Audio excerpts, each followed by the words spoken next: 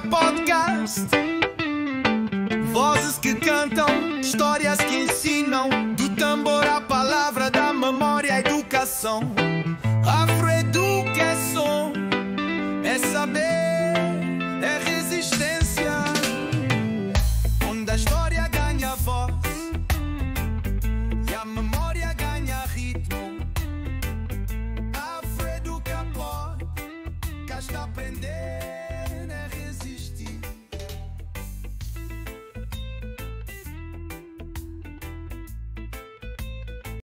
Saudações em nome do Afroeduca.com.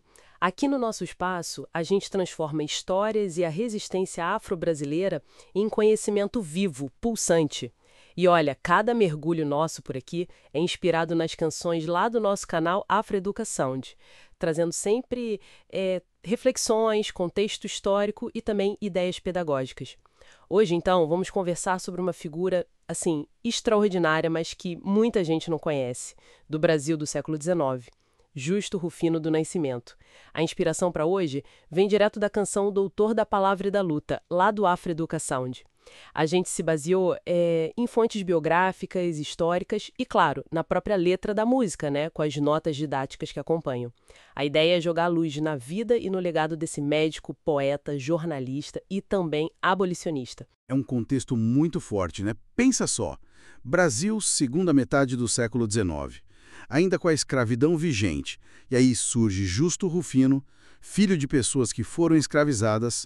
Ele consegue não só liberdade, mas ele ascende, ele se torna um dos primeiríssimos médicos negros do país. Uma trajetória, assim, de muita resiliência. Nossa, uma conquista imensa por si só. Mas aí fica a pergunta, como é que ele foi além da medicina? Como ele fez da palavra uma ferramenta de luta tão forte naquela sociedade? Essa é a questão central, eu acho. A medicina era a profissão, claro, mas a militância, essa era a vocação dele. Ele nasceu assim por volta de 1840 e como médico ele atendia a população mais pobre, muitas vezes sem cobrar nada. Mas ele percebeu, né, que a luta pela dignidade precisava de mais, precisava de voz. Por isso ele foi lá e fundou jornais, colaborou com outros super importantes, como o Exemplo, o Abolicionista. E qual era o peso desses jornais na época? Era tipo criar um espaço para a voz negra numa imprensa que, imagino, devia ser bem hostil, né? Exatamente.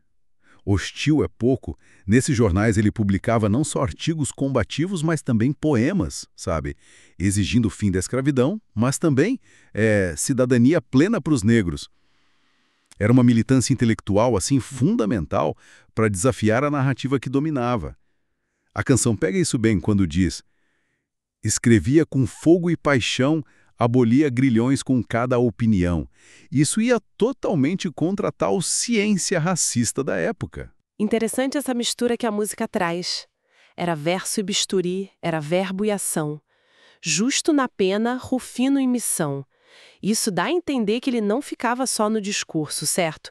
Ele agia também. De jeito nenhum, ele era um articulador nato. Ele participava ativamente de redes que ajudavam na libertação de pessoas escravizadas, sabe?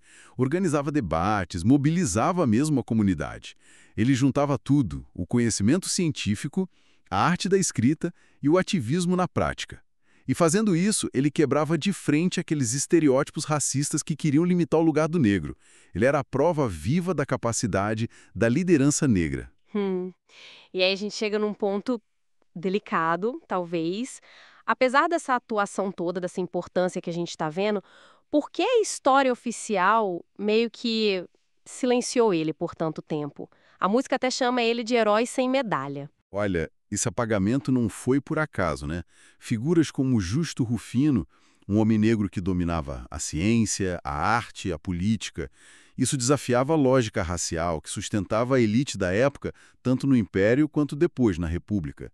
Reconhecer a importância dele seria questionar as bases da sociedade. Então o silêncio foi um projeto, sim. Um projeto para manter as coisas como estavam, tirando ele dos livros, dos registros mais acessíveis.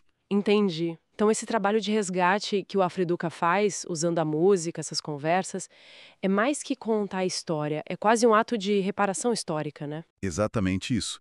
E as notas didáticas que vêm com a música Doutor da Palavra e da Luta, elas são ferramentas pedagógicas muito valiosas para isso. Elas conectam a história dele com competências importantes da BNCC, tipo analisar criticamente o abolicionismo, o papel-chave da imprensa negra, mencionando até habilidades específicas como EF09HI08, EF8HI6. Isso mostra na prática como a arte pode, sim, ensinar história, resgatar memórias que foram deixadas de lado e ainda dialogar com o que se ensina na escola. Justo Rufino do Nascimento, médico dos pobres, poeta da liberdade, jornalista de combate, abolicionista que não cansava. A música diz farol na escuridão. E faz todo sentido, né? Unindo ciência, arte e luta. E o legado dele deixa uma provocação pra gente, né? Como é que recuperar essas histórias que foram apagadas, como a do Justo Rufino, pode ajudar a gente a entender melhor e, quem sabe, desmontar as narrativas que ainda hoje sustentam as desigualdades raciais, no presente. Uma reflexão fundamental, sem dúvida. A voz e a luta do Justo Rufino precisam continuar ecoando por aí. E lembrando sempre, aprender com música é lembrar com o coração. Bom, a gente vai ficando por aqui hoje. Fica o convite para todo mundo se inscrever no canal Afroeducasound lá no YouTube, curtir os conteúdos, acompanhar as próximas músicas, as discussões e as novas histórias que vêm por aí. Até a próxima! Afroeduca Podcast. Vozes que cantam, histórias que ensinam, do tambor à palavra, da memória à educação. Afroeduca